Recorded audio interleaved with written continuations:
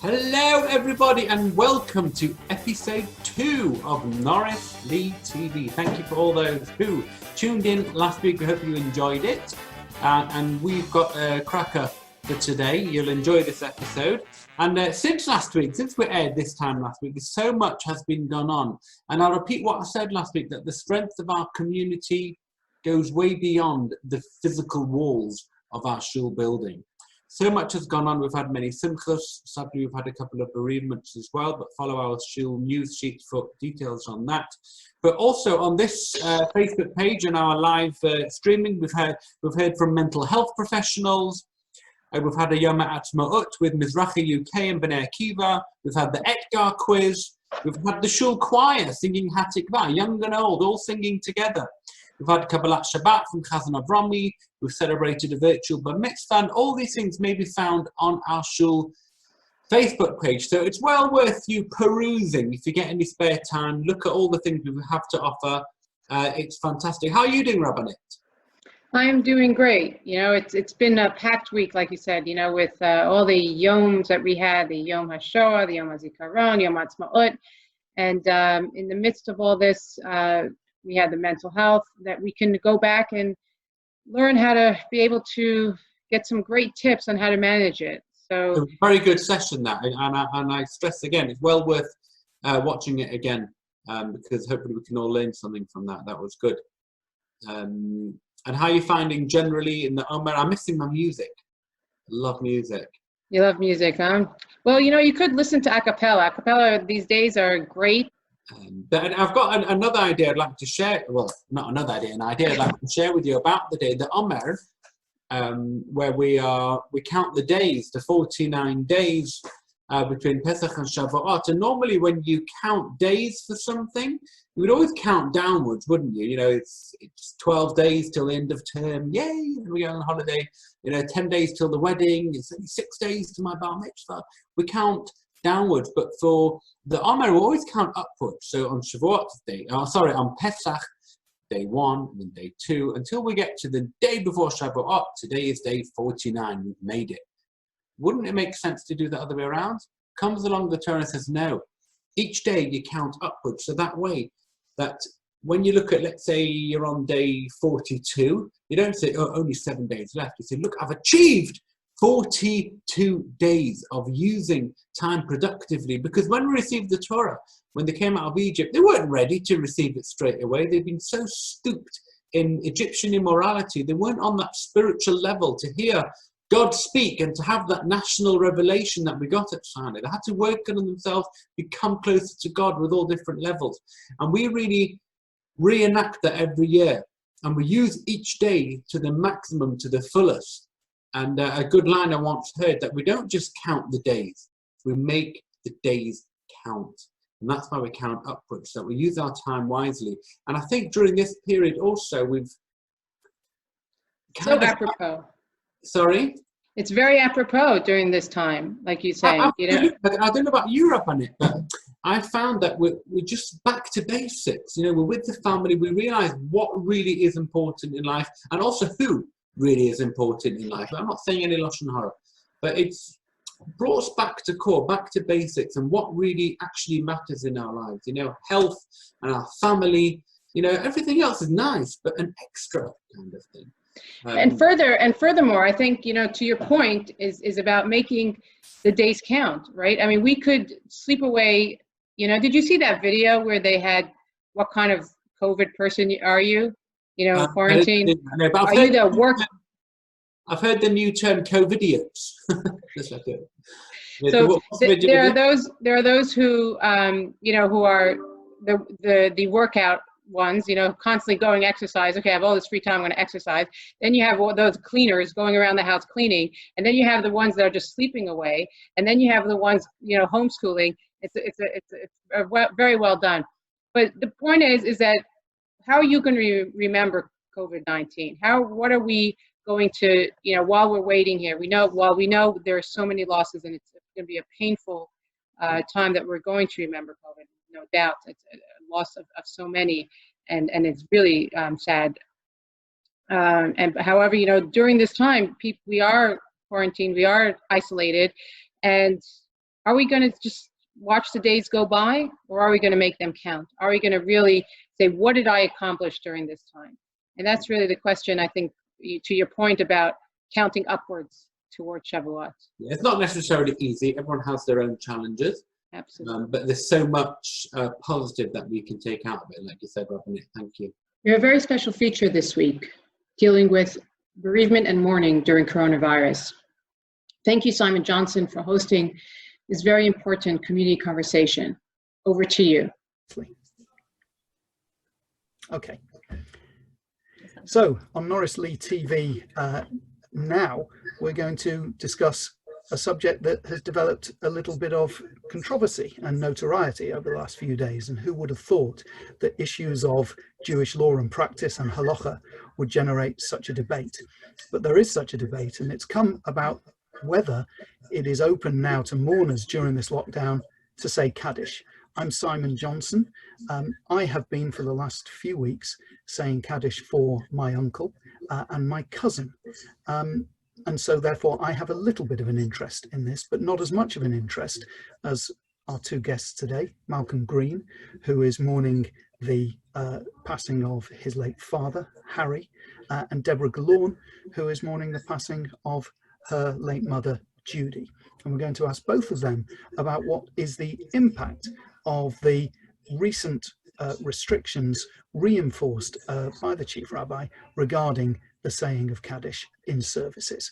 So let's start with you, Malcolm. You lost your father just around the time of the start of this lockdown. Talk to us about, and of course you unfortunately have lost your mother before now, so you've been through the shiva process. Tell me what is different this time, what you felt has been different, and how the experience has been for you. Well, I mean, obviously everything is different to an extent, to a greater extent. It's incomparable.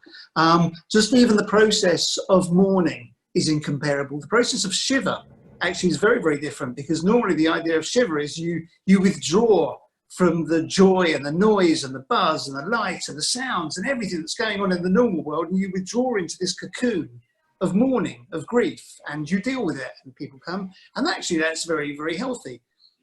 That's not there this time, because there is no normal world outside. You know, the fact that you're not allowed for a week, a month in Shloshim to watch TV necessarily, means that at the moment I wasn't exactly missing anything, to be honest. I mean, I wasn't exactly missing joyous, you know, entertainment on TV. It's, you know, serious. The outside world was also going through their own form of grief, actually, about what was potentially a vanishing past and fear over the future. So everything was different. So all you're looking for sometimes are anchor points of normalcy. You're looking for the anchor points of something which you can reference to what you know, what you can hang on to, or what you can hold on to. For me, actually, and you know, sometimes it's surprising to me as anything else.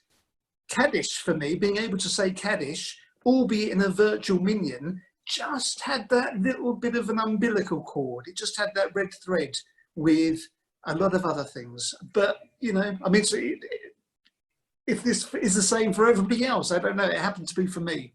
So, Deborah, you talk about the circumstances in which you lost your mother and how that has impacted upon your shiva and how you've observed it over the last few weeks. So my mum passed away from COVID on the 1st of April. So it's just come up, our Shloshim finished on Friday. And I guess, unlike Malcolm, I didn't really have anything to compare it to. So thank God I had two parents. So the whole, obviously I'd been to other people's shivas, and I've, you know, seen people saying Kaddish and the importance that that has for them and the way that shiva is, but I didn't have anything to compare it to. So I knew that it was very different from normal, but it was just, for me, it was different, especially the shiva bit. For a lot of the shiva bit, it was I had very different kind of interactions with people, but I don't know that for me, some of it wasn't necessarily worse. So I know that I would have been in a house that the people coming in and out, and I think I would have found it quite overwhelming. What I had instead was being by myself, well, I actually ended up self-isolating with my brother. So I was with his family and just having kind of long, very good conversations with people. So I might have only spoken to 5 people during the course of the day. And obviously we lost out on the kind of cross-pollination of stories and hearing about my mum from my parents' friends or from my brother's friends who knew us when we were growing up. And obviously we lost that, and I lost that kind of that wide feeling of support in the room. But I equally had some really lovely conversations with people just one-on-one, which were really comforting. And I mean the Zoom, I mean frankly all of it's a bit of a blur, still is. The Zoom, the evening prayers side of it was just, I think that's when I really felt it, and you could see an amount of people on a screen at a time, and there would have been, I'm not sure how many people in the room. Anyway, so that was Shiva for me. These virtual Shivas, you've experienced them, so have I, and we'll all have been to them. They are different in many ways, and you are looking at a computer screen and a lot of faces, and I think people have tried to bring some normalcy into it. So how, Deborah, you first and then you, Malcolm, how did you find those Shiva services were? What, as you say, Deborah, you haven't got anything particularly to compare it to, but how did you find it as an experience? I found, I mean, for me that's when I really felt the absence of physical people in the room, on the one hand, and obviously being separated from, well, from David, who was actually with my dad. He'd broken his ankle and we'd been self-isolating. He went and stayed with my dad, so they were together. Just all of us being separated, just kind of nuclear family, was horrible. And then just being alone in a room while the prayers were going on was horrible. But what was interesting was that I think from the people who attended the Shiva, that we had so much feedback to say that actually especially if they didn't know our mum, they felt that they really got to know something about her, because whereas normally you're in a room and it's full of people and you can maybe just about see the person, you know, the mourners, and the person who's speaking about the person who's just passed away, and you're distracted by other stuff and you can't necessarily hear it and concentrate properly. Like for the people who were listening, they really could just get it and listen and hear and understand, and maybe more often as well, because they didn't have to get anywhere. Maybe more people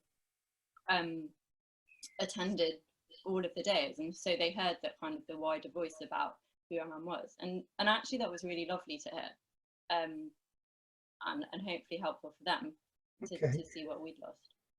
Thank you. And Malcolm, for you, the Shiva process, how did you find it? Did you feel something was missing, or did it? Yeah, I mean, kind of rewinding from that, and it's interesting what Deborah said about some parts of this process, ironically, have been more meaningful. Funny enough. So, for example, and this is a real shock. The funeral was. We were right at the beginning, and we were told, okay, immediate family only. And that's it. It's got to be outside. It's really fast. And I thought initially, oh no, my dad deserved more than that. I have to say, it was possibly the most beautiful funeral I've ever been to for me. 100%. The intimacy, the fact that it didn't pass, it wasn't a blur of people I didn't quite know, who were obviously friends of somebody of my parents who I didn't know, and all that kind of, and speaking to a lot of people who didn't. Even what I said was aimed at actually my kids and my nieces and nephews, who really, with a family, became much more intimate and fulfilling and emotionally satisfying from that point of view. You know, I can't, almost indescribable. But from that side, I actually feel really you know, we can have lots and lots of people when there's a stone setting, fine. So we will be able to have our kind of cake and eat it from that point of view. That was really powerful. In terms of the Shiva, we did... Totally agree. I totally found that. And people were saying us beforehand, you know, how horrible it, and we were just anticipating this thing just being so wrong. And yes. Actually it was it was beautiful, and it was it was exactly what you said, really surprisingly, but it actually just really worked.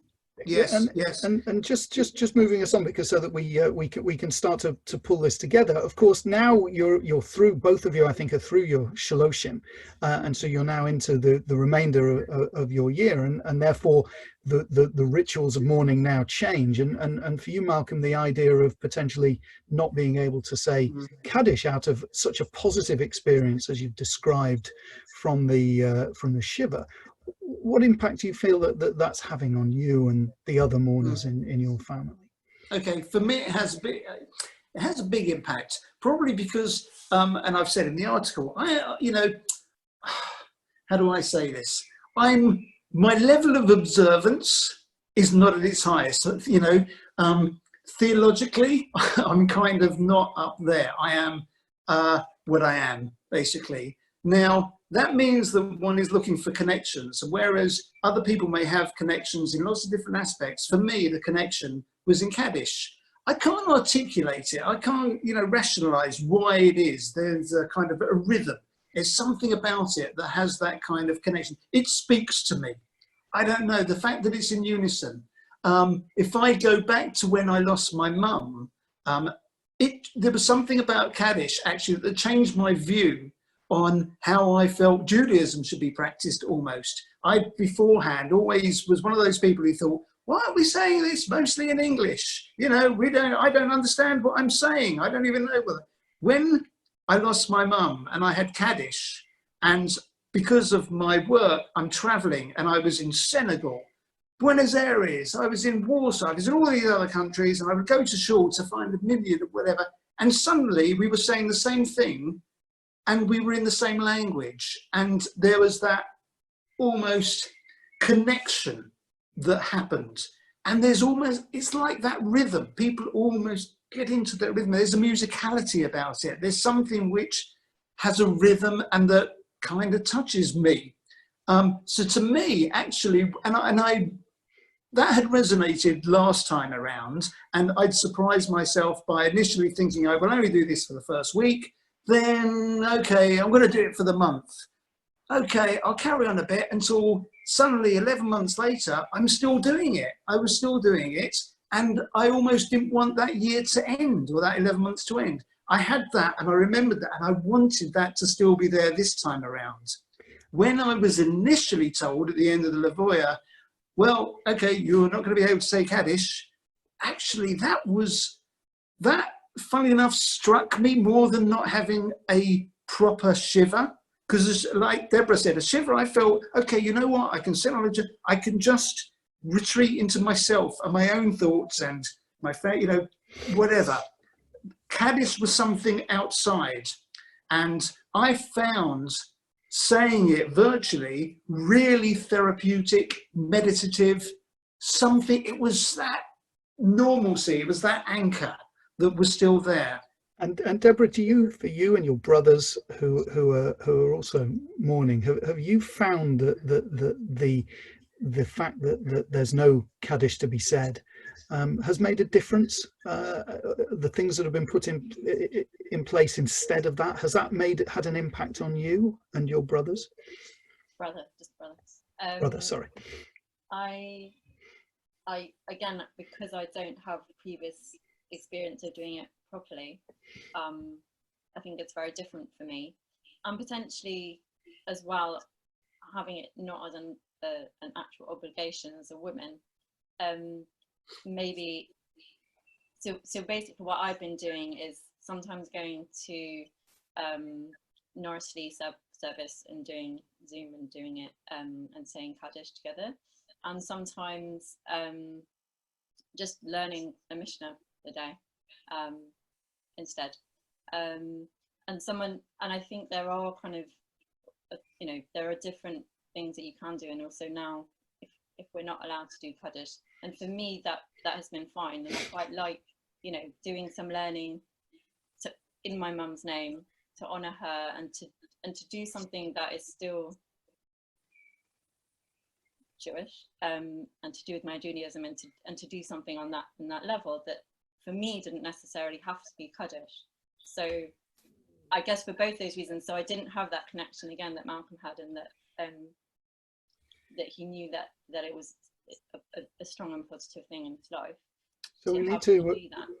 So we need to probably bring this together. I mean, my experience is, and my feeling is that as Malcolm said, there is a rhythm to Kaddish. I think many people who are mourners, and I have been a mourner, feel that is their connection. It's often they feel that it's their way of connecting to their loved one, to the deceased. You say it a number of times, and you might have an image of the person you're saying Kaddish for in your head, and it gives you a moment of connection with it. And I think my feeling is that the law of halacha is changing as we go, and the idea of these virtual services is we're in a bit of a hybrid situation. My feeling is if you can have a virtual service and therefore be treated as a virtual minyan, then you can also do the things that would be allowed when you say a minyan.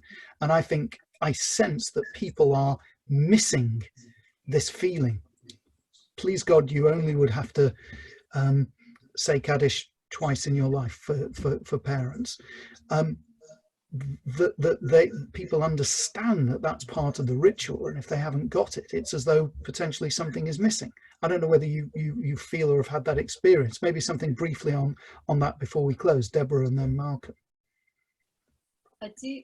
It's interesting because as much as I haven't had to do it, I do, again, I've observed people doing Kaddish, and I've responded to that. And actually I was talking to my dad about it, and that kind of the situation that you're doing something as a community, and that in the responsive nature of that thing, that I as a mourner say the thing, and my community says, and that is kind of so important as a thing, and that we should be allowed to recreate that virtually if it's not going to be in a physical place.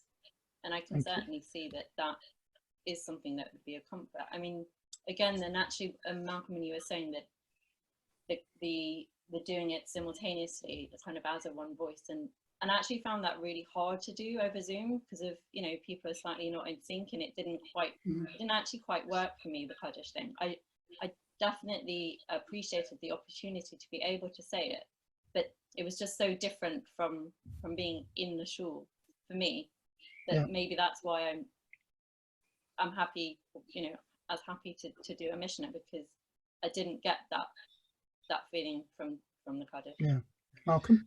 Okay, I mean, I think there's a couple of things actually, and I think interestingly, and again, something which Deborah touched on before, my sister, she was saying it during Shiva Week, and she found it remarkably liberating from a female perspective, because she actually found that her voice was heard, had the same volume, was in the same place, and literally wasn't kind of somewhere else, and found that really comforting as well. Now, that's maybe going into another area.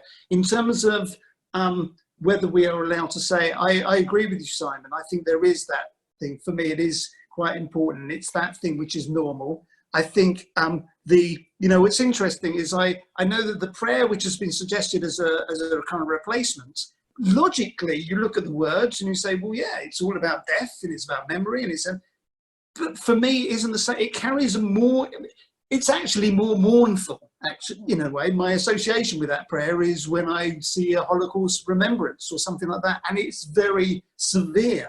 It's a plea for the soul. The thing about Kaddish, if you read the translation, it's nothing about that. It's an affirmation of life. I love that, actually. The other thing which slightly worries me a little bit, almost as a societal thing, is that we're on lockdown, and we don't know how long lockdown is going to... Lockdown, it's there for a good reason, as far as I have to trust. It's there because basically we are trying to protect the NHS and save lives. My feeling always was that we have to make anything virtual as easy as possible. We have to make it as easy as possible for us to do what we do remotely. Otherwise, we will feel pressured ourselves to escape that and quickly rush together. My worry is that craving to say Kaddish may make a lot of people actually start going to setting up physical minions, possibly, excuse the pun, but ahead of the curve, actually. So I'm slightly confused even then, because I think, okay, well, if that happens, we are then putting lives at risk. Surely we should be doing the opposite. So if saying Kaddish virtually means that we're more content to stay in the virtual world, isn't that what halacha is about? Surely a life is, yeah, that. So I'm quite confused by that, because if we're saying we can't say it remotely, then people are going to want to say it physically. Hence, we're then going to be putting ourselves and other people in danger. Well, I'm grappling with that.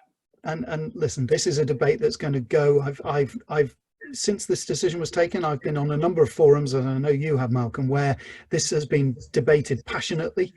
And I've never known an issue of Jewish practice be debated so passionately by so many people. And this will go on and on. So thank you to Deborah Galaun. Thank you to Malcolm Green. I wish you both Chaim Aruchim on your loss. May you be comforted amongst the mourners for Zion and Jerusalem, and may we speedily be able to get back to a world in which we can physically be together and we can do everything that we would expect to do in memory of our loved ones. Deborah, Malcolm, thank you very much.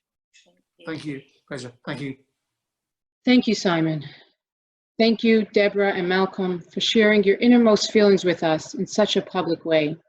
We know it wasn't easy. Losing a loved one is never easy. But your experiences with the mourning process is unprecedented and especially painful. We can't even begin to imagine the difficult time that this has been for you and for all the mourners. We wish you all much strength and long life. May we share simchas together in the years to come. Okay, so now we're going to hear some song without music, with it being the Omer, some accapella song for your listening pleasure. Take it away. Enjoy.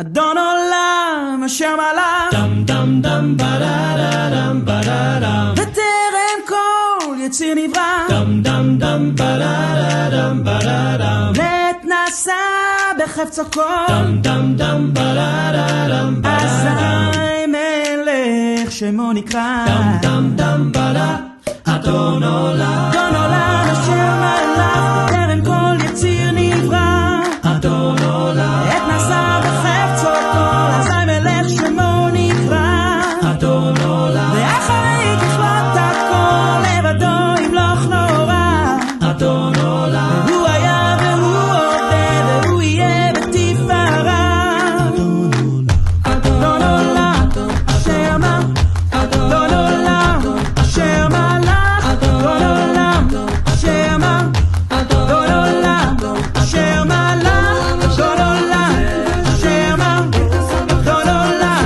אשר מלך אחרי ככלות הכל לבדו ימלוך נורא והוא היה והוא עובד אדון עולם אשר מלך טרם כל יציר נברא אדון עולם עת נעשה בחפצו כל אזי מלך שמו נקרא אדון עולם ואחרי ככלות הכל לבדו ימלוך נורא אדון עולם והוא היה והוא עובד והוא יהיה אדון עולם.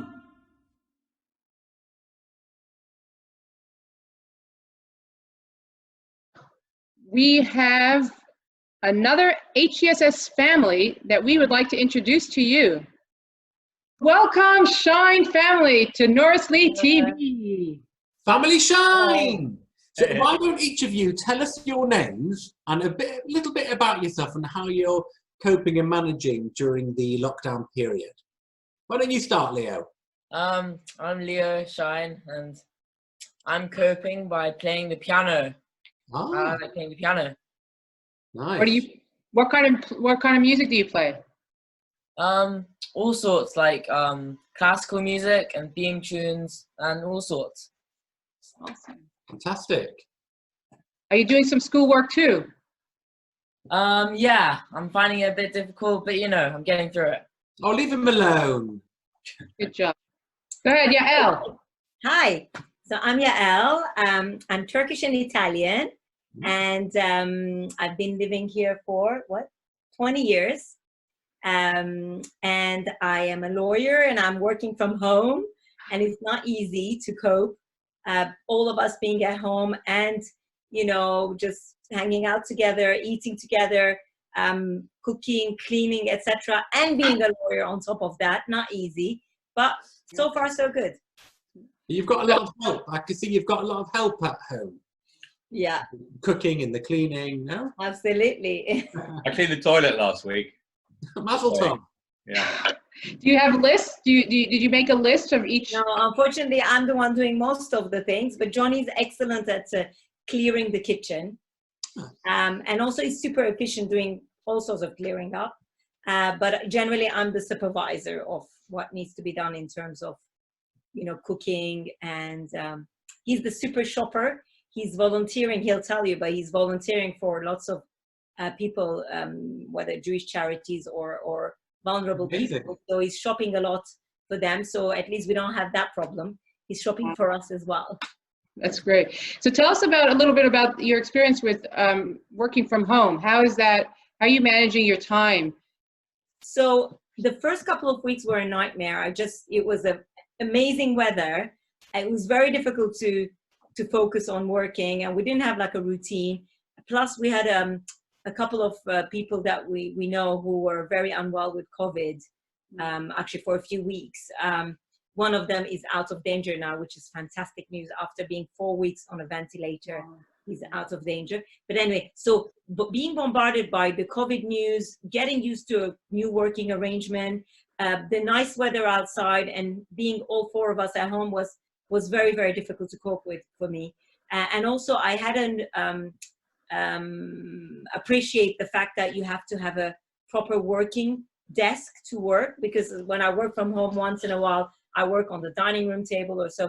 And actually I did my neck in and my back in after a few weeks, and Johnny sets up a proper office for me now. I've got my own sort of monitor, desk, mouse, keyboard. And so it took a while to get there. But I think after 2 weeks now, I can't even imagine going back to work. I'm actually quite happy not to have to commute to Canary Wharf all the time.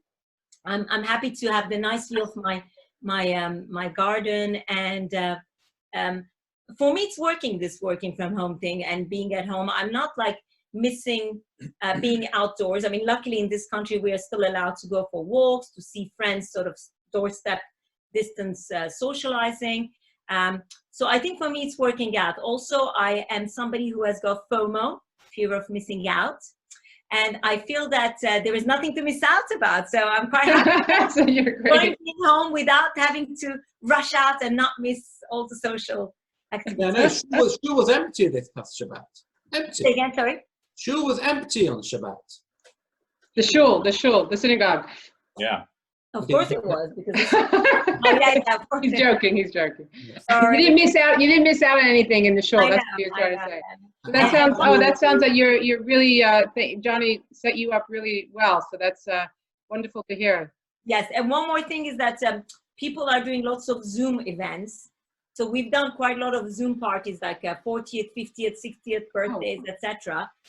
We don't enjoy it so much. We find it quite overwhelming, because it's quite fun, I think, for the person who's celebrating to see all their loved ones. But if you're a guest, then you don't know what to do after a while. Like once you've said your thing, then it's a bit uncomfortable. It's a bit like, you know, so. You don't do a dance party? It's not like a dance party Zoom? No, it was more like, one of them is a movie night. That was nice because we all logged on at the same time. We had the break at the same time, and we had little breakout rooms. Yeah, the breakout rooms are quite nice. It's just like 3 or 4 people, families, whatever. But when it is like 60 people together, it's just everybody's trying to say something, but you don't know who's gonna. You talk over each other, and we just find it a bit difficult. I prefer the one-to-ones, or like, you know, I'm Turkish, as you know. The Turkish girls, we all Turkish Jewish girls, we all kind of get every Friday morning we talk. So that's nice. We're like, you know, between 5 and 10 of us. That works. But anything bigger, I find difficult. We're singing in a band. For anyone who's watching, please God, you should have a bar mitzvah and get married. All our gigs are cancelled. Although I had an inquiry for a chuppah on September the 6th, which I thought was very optimistic. I told the lady, yes, we'll do it if we're allowed in the shul. But I don't think it's supposed to be open by 6th of September. So those are gone. My business activities are also curtailed, more or less. So I've got lots of time to do other things, which I've been doing a lot. So I don't like being in the house too much. I like getting out there, meeting people. I'm a very social butterfly. So the way I've been coping is I go on walks or go driving, and I do doorstep meetings, maybe 2 or 3 or 4 a day. Every day I catch up with people, visit people who are isolated, just show up on their doorstep or whatever. And I also do deliveries for gift mainly. They're very, very efficient. Gift is amazing. So they post stuff, and then if you don't grab the job it's like a mini cab service. If you don't grab the job within 10 seconds, they say, sorted. And one time I got a job, I was like to drive to Essex or something. I was very excited. And then she called me, she goes, are you sure you want it? I've got 6 other people who want to do it. I'm like, no, I want to go. So that's kind of fun. What else can I tell you? Sorry? Oh, we've discovered lots of beautiful places near our house to go walking. Oh, really?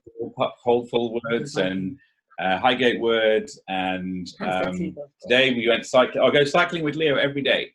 Oh, nice. Today we cycled along the railway path from Oswell Hill to Alexandra Palace, and then we went all the way down Boundsby, like far. And we go quite visit. Hilly there, isn't it? Sorry? Quite hilly. It's quite hilly, but we kind of managed to go around the hills. It wasn't too bad. Oh, we've just it was. I didn't think it was. I was taking the kids up last week. A 5-minute walk from our house at the Heath Extension. There's a little pond there with ducks. Yes. I never knew it was there, so we're discovering things that we didn't really exactly. So we're exactly that, discovering things. So we go on rides, and then we sometimes go we happen to ride to go to Kingdom to get Leo a little treat, which can mainly be chicken soup, his favourite treat. And only Leo gets the treats. Sorry? Is it only Leo that gets the treats? Do you get treats? No, I get. Alyssa also gets treats. Alyssa's been very quiet. Leo probably gets more, I think. Alyssa gets sophisticated treats from mommy because she's like a gourmet eater. But yeah, so Leo, we get daddy son time and exercise at the same time, which is nice every day. So that kind of works. On Shabbat, like last Shabbat, I did a tour of Hendon. So I walked to Hendon and I went to see like 3 different families, like friends. We watched some box sets and stuff. Like we watched box sets. We finished Fauda. We finished quite a few box sets. We're kind of getting a little bit like short of good ones. Good ones. The kids get up quite late. So we have like a few hours in the morning without just the 2 of us or just me. I'm an early riser. So that works out well. So far, so good. Nice. Yeah. One day at a time. Alyssa, you've been very quiet there. Alyssa. She's waiting patiently for her turn. So I'm Alyssa and I'm in year 10 and my GCSEs were supposed to be next year, but I don't really know what's happening with that. So they've been cancelled for year 11 and some people are saying that they might be cancelled for my year as well, but I don't know. I'm hoping that's the case, but that means I need to work hard at the end of year tests, which are now. They were last week. I had exams all week, like online exams, and this week as well I have a few more. That's been a bit stressful, but like I've been managing to kind of stay on top of it. Depends on the subject, but yeah. I've been going out not that much this week because of the exams, but it was my birthday last Sunday. Oh, happy birthday! So how did you celebrate? With the Zoom? Were you one of the Zoom birthdays? A close friend of mine came over and to the garden. Yeah, well we didn't. Yeah, and I just chilled at home. It was chill. We went to the forest. And oh yeah, we went to the forest as well. And also she spoke to all her friends separately instead of having a party. And we made a cake. She baked the cake. It was really nice. Oh yeah. You made her own cake. She made her own cake. Amazing. But you've got to. Yeah. Yeah. Yeah. So actually, I recently saw that it looks like the first wave of if and when those are going back to school is going to be the year 10. So GCSE. So and 12. Yeah, 10 and 12. 10 and 12. So you might be going back sooner than you think. Yeah. What do you do for fun? Are you a TikToker?